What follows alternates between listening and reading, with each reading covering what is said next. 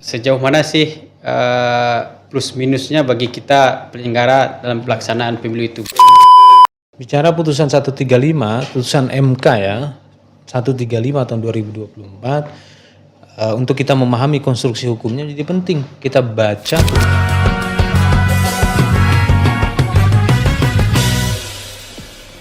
Selamat siang Sobat Pemilih. Kali ini kita berjumpa pada kegiatan podcast pemilih KPU Provinsi Sumatera Barat. Kita kedatangan tamu yang sangat spesial, yang kalau dalam proses tahapan pemilu, Bapak ini adalah orang yang paling sibuk, yang susah untuk dapat janji sama beliau.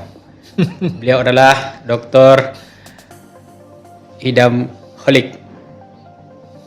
Beliau adalah Divisi Teknis Penyelenggara KPU Republik Indonesia. Selamat sore Pak Idham. Selamat sore. Tadi dibuka siang, sekarang udah sore. Sore sekali nih. Oh,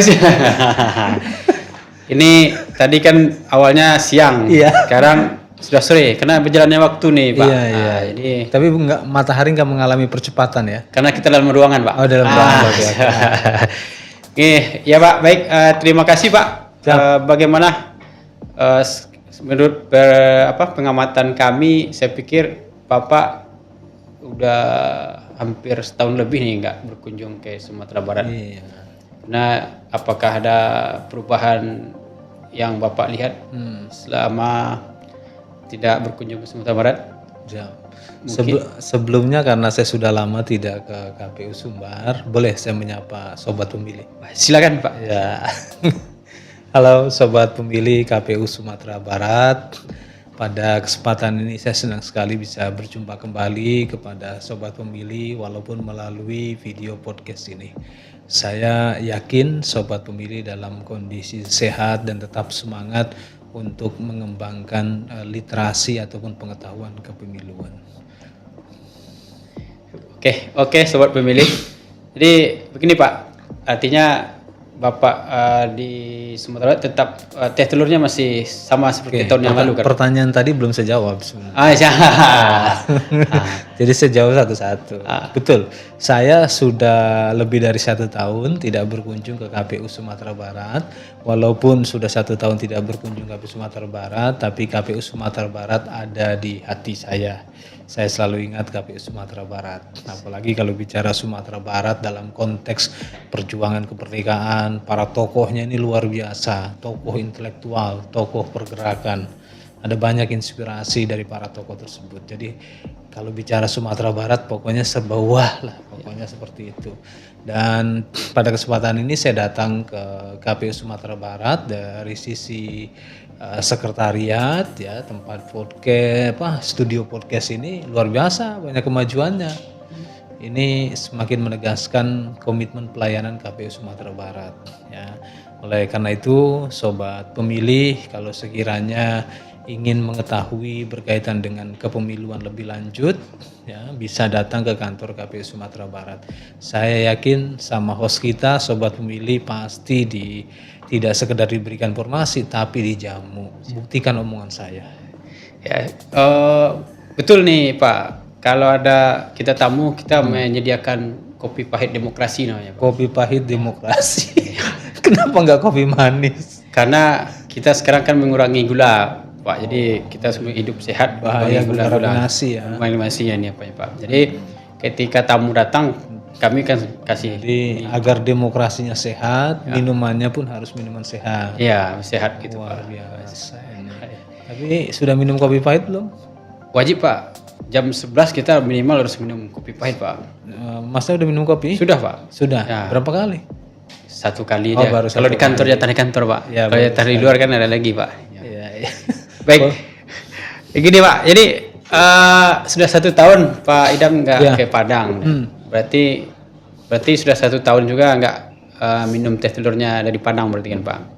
Nah, tadi nyinggung gula. Terus saya tiba-tiba ditanya minum teh apa? Teh telur. Teh telur. Apa bedanya teh telur dengan kopi pahit? Teh telur ini kan banyak varian juga Pak. Teh telur bisa nggak tanpa gula? Bisa dengan bisa? gula merah. Kalau tanpa gula aren. sama sekali nggak bisa? Kalau tanpa gula dia amis, Pak. Oh, nggak bisa ya. Jadi less sugarnya itu kita pakai gula aren, ada tetraluk aren. Mudah-mudahan saya bisa mencoba yang sugarless. Sugarless ya. Atau less sugar. Less sugar. Itu beda tuh. Iya, less sugar. Baik, Pak. Ini sekarang kan kita dalam pasca putusan MK 135 ini pakai tahun. Tahun PUU 2022 tahun 2024 ini. Iya. Kalau kita lihat nanti sobat pemilih bisa membacanya. Kalau kita lihat sebetulnya putusan MK ini beberapa literasi saya lihat sebetulnya ketika sebelum Undang-Undang 7 tahun 2017 keluar, itu pernah di Asosiasi Masyarakat Sipil pernah mengusulkan untuk pemisahan pemilu lokal dengan pemilu daerah. Nah, namun ketika di rancangan dan uji publik ketika di pengesahan Undang-Undang 7 tahun 2017 itu kan tidak terakomodir itu. Jadi pasca 2014 3 kali pemilu baru kita bisa keluar keputusan MK ini tentang pemisahan antara pemilu lokal dan pemilu nasional dan pemilu lokal. Nah, menurut Pak Idam, sebagai kita penyelenggara, seperti apa sih sebetulnya kedepannya yang bisa kita laksanakan terhadap putusan 135 tahun 2024 ini? Ya, ini pertanyaan yang penting ya buat kita semua, termasuk sobat pemilih, agar bisa memahami konstruksi hukum dengan sempurna, dengan utuh. Jadi kalau kita bicara putusan MK nomor 135/PU strip 22 Romawi /2024, maka penting bagi kita untuk membaca putusan MK nomor 55/PU strip 17 Romawi /2019. Dan ya sebelum pemilu 2014 itu ada putusan MK nomor 14/PU strip 11 Romawi /2013. Putusan MK nomor 14 tahun 2013 inilah yang melatar belakangi lahirnya Undang-Undang nomor 7 tahun 2017, karena di diktum kedua dalam putusan MK nomor 14 tahun 2013 tersebut, putusan MK ini berlaku sejak pemilu 2019 dan seterusnya. Itulah alasan kenapa ada legal drafting berkaitan dengan Undang-Undang nomor 7 tahun 2017 ya, dan sampai saat ini sejak Undang-Undang nomor 7 tahun 2017 diundangkan tanggal 15 Agustus 2017 sampai hari ini sudah ada 168 judicial review terhadap materi undang-undang tersebut. Ada yang dikabulkan sebagian, bersyarat, ditolak dan lain sebagainya ya. Artinya memang undang-undang ini banyak sekali diuji materialkan ke Mahkamah Konstitusi, dan kalau kita komparasikan dengan Undang-Undang nomor Undang-Undang untuk Pemilu 2014 ya, nomor 8 tahun 2012, sebelumnya untuk 2019 nomor 10 tahun 2008, sebelumnya Undang-Undang nomor 12 tahun 2023, nomor 12 tahun 2003 untuk Pemilu 2024, Undang-Undang nomor 7 tahun 2017 inilah undang-undang yang paling banyak diuji materialkan ke Mahkamah Konstitusi. Nah, sekarang pertanyaannya, bagaimana kalau putusan MK ini sudah dibacakan dalam penjelasan pasal 10 ayat 1 dalam Undang-Undang nomor 8 tahun 2012, nomor 8 tahun 2011, putusan MK itu bersifat erga omnes, final dan mengikat sejak diucapkan oleh hakim Mahkamah Konstitusi. Normanya demikian ya. Dan siapa yang harus menindaklanjuti ini? Itu adalah pembentuk undang-undang. Rujukan hukumnya kemana? Rujukan hukumnya ke pasal 10 ayat 1 huruf D dan ayat 2 Undang-Undang nomor 12 tahun 2011. Dan oleh karena itu kami KPU Republik Indonesia saat ini masih menunggu ya Undang-Undang Pemilu yang baru, dan saya yakin pembentuk undang-undang juga sudah mempersiapkan rancangan undang-undang pemilu dan pilkada. Dan di media pemberitaan nasional Komisi 2 DPR RI sudah menyampaikan tersebut ke publik secara terbuka. Katanya di tahun 2026 akan ada pembahasan undang-undang pemilu dan pilkada. Baik, dengan putusan ini kan ada pemilu nasional dan lokal itu Pak. Nah, artinya dari segi kita penyelenggara, kalau kita bandingkan antara pemilu 2024 dengan pemilu depan, sejauh mana sih plus minusnya bagi kita penyelenggara dalam pelaksanaan pemilu itu, baik dari segi penyelenggara sampai ke bawah tingkat ad hoc-nya, kemudian bagaimana kesiapan kita meningkatkan partisipasi pemilih itu nantinya, karena intinya pemilu itulah bagaimana rakyat bisa memberikan hak suaranya pada hari yang telah ditentukan itu Pak. Ya. Bicara putusan 135, putusan MK ya, 135 tahun 2024, untuk kita memahami konstruksi hukumnya jadi penting kita baca putusan MK nomor 55 tahun 2019 di halaman 323 sampai 324. Di sana ada alternatif keserentakan, ada 5 alternatif keserentakan dan 1 MK menguncinya. Maka kalau ada keserentakan yang lain tidak boleh keluar dari 5 keserentakan tersebut. Dan apa yang diputuskan dalam diktum amar putusan MK 135 tahun 2024 itu sebenarnya ada di dalam angka 4 alternatif keserentakan. Jadi hal ini sebenarnya bukan hal baru.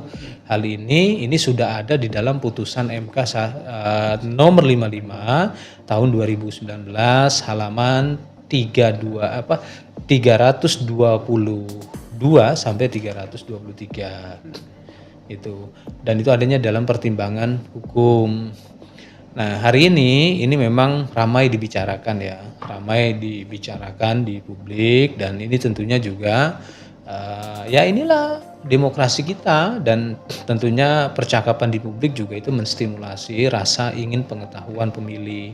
Oleh karena itu, kepada sobat pemilih yang sekiranya ingin mengetahui secara utuh tentang bagaimana MK memutuskan perkara judicial review terhadap keserentakan pemilu, boleh dibaca mulai dari putusan MK nomor 14 garis miring PU strip 11 Romawi garis miring 2013, putusan MK nomor 55 garis miring PU strip 17 Romawi garis miring 2019, lalu sekarang yang paling banyak dibicarakan putusan MK 135 garis miring PU strip 22 Romawi garis miring 2024. Nah, itu adalah satu kesatuan yang nggak bisa dipisah, sehingga nanti kita bisa melihat konstruksi hukumnya seperti apa. Nah, berkaitan dengan mengapa MK memilih alternatif keempat, yang di beberapa pihak juga sempat mendapatkan komentar ya, bahkan komentarnya sudah agak kritis, itu kenapa Mahkamah Konstitusi menjadi positif legislator. Kira-kira sedemikian. Kenapa tidak yang namanya legislatif legislator? Perdebatan ini sebenarnya perdebatan panjang ya, perdebatan yang sudah terjadi di sebelum-sebelumnya juga. Tentunya kami sebagai penyelenggara pemilu tidak masuk pada wilayah hal tersebut.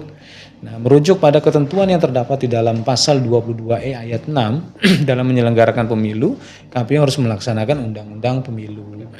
Kabar baik yang disampaikan oleh pimpinan Komisi 2 DPR RI melalui media massa di tahun 2026 akan dibahas rancangan undang-undang pemilu. Oleh karena itu, kepada sobat pemilih, mari kita tunggu informasi ini menjadi terrealisasi. Sambil menunggu informasi ini menjadi terrealisasi di mana rancangan undang-undang pemilu nanti dibahas ya, termasuk undang-undang pilkada, menjadi penting kita untuk meningkatkan literasi pengetahuan kita berkaitan dengan hal ini. Apa sih maksud tujuan keserentakan? Dalam pertimbangan putusan MK 135 tahun 2024 di sana telah dijelaskan secara rinci poin-poinnya. Ada pertimbangan efektivitas, ada pertimbangan efisiensi, ada pertimbangan menghindari kejenuhan politik. Karena memang di 2024 yang kita tahu penyelenggaraan pemilu serentak, pilkada serentak itu berdasarkan hasil survei dan analis politik yang mengemuka pada waktu itu ada kejenuhan politik, ya, ada kejenuhan politik yang ini juga menjadi pertimbangan MK. Nah, untuk lebih detailnya, saya yakin sobat pemilih ini pasti adalah bagian dari masyarakat jaringan, network society Apa sih ciri khas utama dari network society? Yaitu penggunaan akses internet. Saya yakin masyarakat sobat pemilih juga search engine society, yaitu masyarakat yang mencari informasi menggunakan mesin pencari. Ya, coba saja search putusan-putusan tadi lalu dibaca secara komprehensif dan bisa dijadikan materi diskusi. Kenapa saya ingin mengajak demikian? Karena membangun diskursus demokrasi itu bagian penting bagi kita untuk mengkonsolidasikan demokrasi ini. Itulah esensi dari demokrasi konstitusional, ya. Demokrasi konstitusional. Pemilunya diatur lewat konstitusi, dari konstitusi diturunkan menjadi undang-undang. Baik, dari bolehlah mungkin Pak Idam berbagi pengalaman kalau lihat komparasi tentang sistem pemilu di beberapa negara dengan sistem pemilu yang di Indonesia, di mana plus minusnya dengan kondisi yang berbeda, apa yang mungkin yang lebih perlu dikombinkan terhadap pemilu di Indonesia ke depannya. Sistem pemilu yang diterapkan di sebuah negara itu sifatnya pilihan, opsional. Kenapa pilihan? Karena antar negara itu nggak sama. Misalkan saja Indonesia dengan negara-negara tetangga, baik tetangga yang di selatan maupun tetangga yang di utara, ya, ataupun tetangga yang di barat, misalnya barat laut misalnya, itu nggak sama. Jadi semua negara ini beda-beda. Ya, memang ada lebih dari 30 negara yang menggunakan sistem proporsional daftar terbuka untuk pemilu legislatif. Ya. Nah, sekarang tentunya sebelum kita melakukan analisis atau pembicaraan lebih mendalam, kenapa Indonesia harus memilih sistem ini, ya, dalam pemilu legislatif, ya, yang tertuang di dalam Undang-Undang Nomor 7 Tahun 2017 Pasal 168 Ayat 2, menjadi penting kita memahami filosofi dari masyarakat kita atau fakta sosial, ya, kalau dalam pemikiran Emile Durkheim, ya, Emile Durkheim ini. Sistem proporsional ini sudah diperkenalkan pada saat pemilu 1955. Pemilu 1955 ini pemilu yang diselenggarakan secara nasional pertama di Indonesia. Apakah sebelumnya ada pemilu? Ada. 1951 ada pemilu di Jogja, 1952 ada di Minahasa.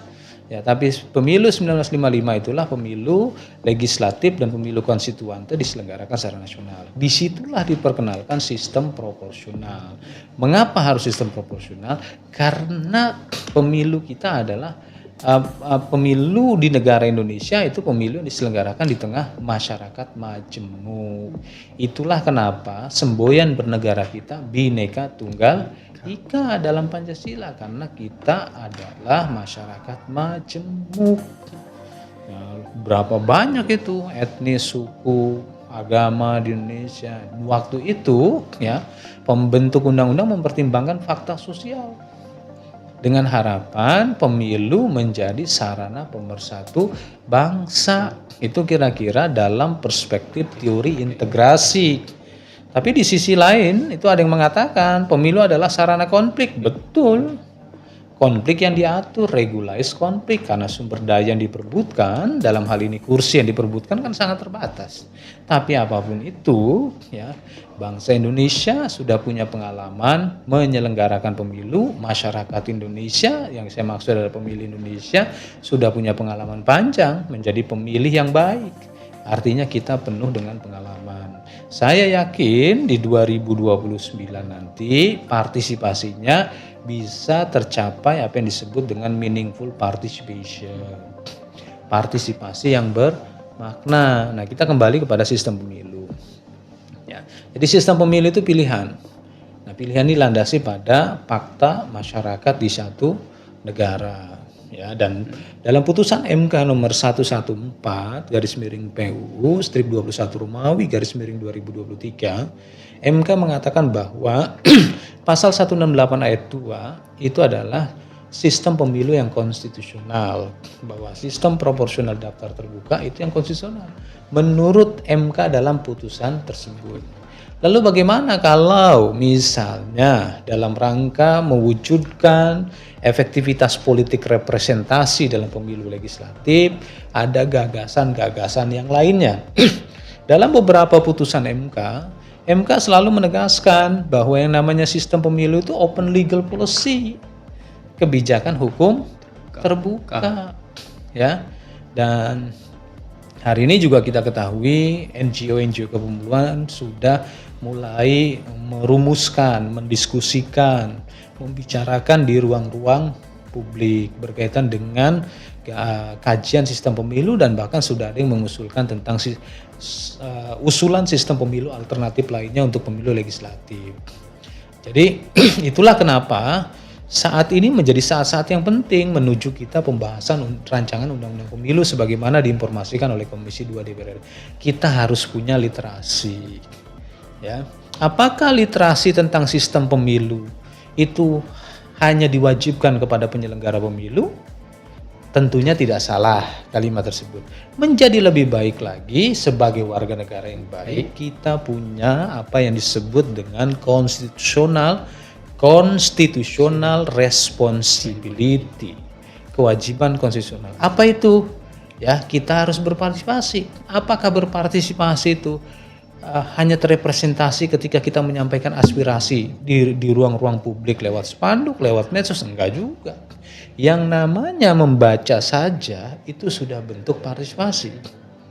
Ya, membaca berita atau news engagement sudah partisipasi. Jadi dengan demikian literasi itu juga bagian penting dari partisipasi. Jadi pada kesempatan ini saya ingin mengajak pada sobat pemilih di Sumatera Barat, saya sangat yakin tradisi literasi Sumatera Barat ini sangat baik. Mari kita gunakan kesempatan untuk mendalami berkaitan dengan sistem pemilu. Termasuk bisa kita membaca beragam referensi berkaitan dengan sistem-sistem pemilu di negara-negara demokrasi lainnya. Kalau sobat pemilih ingin tahu sistem pemilu Amerika, boleh juga cari sistem pemilu Amerika sebagai perbandingan atau negara-negara lain. Ya, yang jelas sistem pemilu dipilih di sebuah negara tidak lepas dari konteks sosiologi, konteks politik, konteks kultural. Ada banyak sistem pemilu yang diterapkan di dunia ini, tentunya punya kelebihan dan kekurangannya masing-masing. Yang jelas dalam pemilu anggota legislatif yang dijalankan adalah politik representasi, politik keterwakilan. Itulah kenapa lembaga tempat pejabat yang dipilih namanya Dewan Perwakilan Rakyat.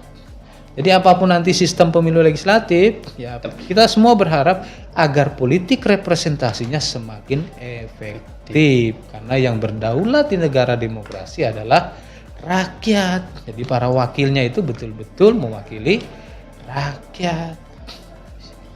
Baik, sangat kalau kita kaji betul sangat menarik kalau kita mau berpartisipasi terhadap pelaksanaan ini.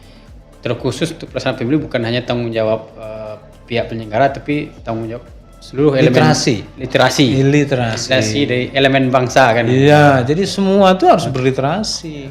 Itulah yang disebut dengan well educated citizen, well informed citizen. Inilah prasyarat demokrasi yang maju.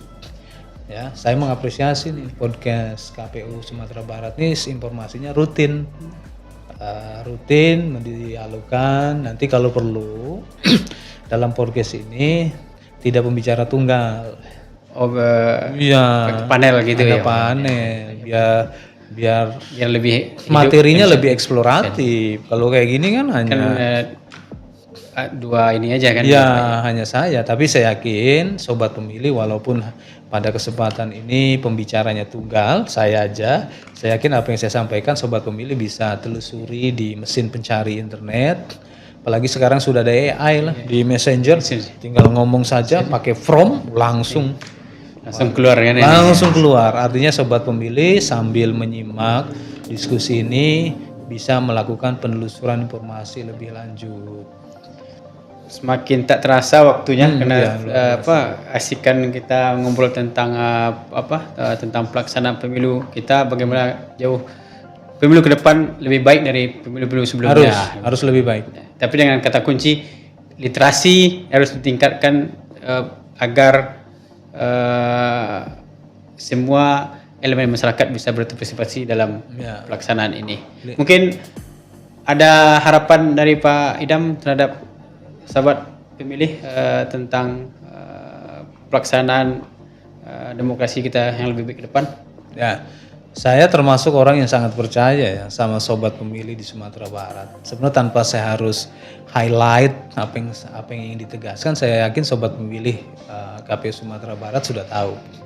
Ya, jadi diskusi tadi saya ingin menyampaikan ya kepada sobat pemilih, mari kita terus perbaiki, kita kembangkan, kita luaskan pengetahuan atau literasi kita berkaitan dengan kepemiluan, pengetahuan kita berkaitan dengan demokrasi.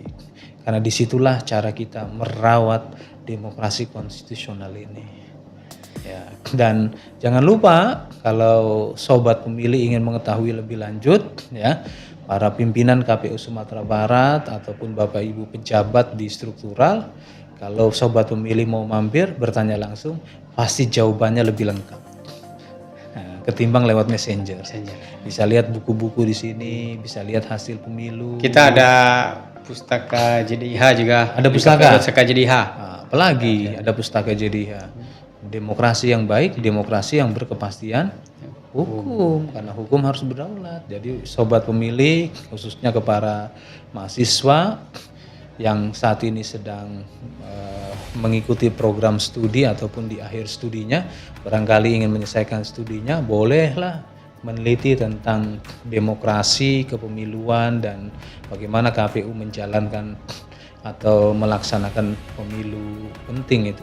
Ya, mari kita catat perjalanan pemilu ini dalam catatan sejarah dalam bentuk kajian ataupun riset yang dilakukan oleh lembaga akademik ataupun mahasiswa. Ya. Terima kasih Pak Idam atas waktunya, sudah berkesempatan hadir di podcast Pintar Pemilu KPU Provinsi Sumatera Barat. Ya. Mudah-mudahan Pak Idam kedepannya lebih sehat dan sukses dalam aktivitasnya. Siap. Baik, karena keterbatasan waktu, maka diskusi kita pada sore hari ini sebenarnya ada yang kurang. Tadi di awal ngomong kopi pahit, nggak ada kopinya. Iya, tapi tenang sobat pemilih. Kalau sobat pemilih datang ke sini, kopinya pasti disediakan bagi yang ingin ngopi di sini. Kantor KPU Sumatera Barat terbuka untuk sobat pemilih. Kalau tadi memang host ini menguji saya aja. Rupanya ingat sama beliau kan ininya. Baik, sahabat pemilih, karena waktu kita tidak terlalu banyak dan di samping dengan kesibukan Pak Idam, kita cukupkan diskusi kita pada sore hari ini. Dengan saya Rahman Alamin mengucapkan Assalamualaikum warahmatullahi wabarakatuh.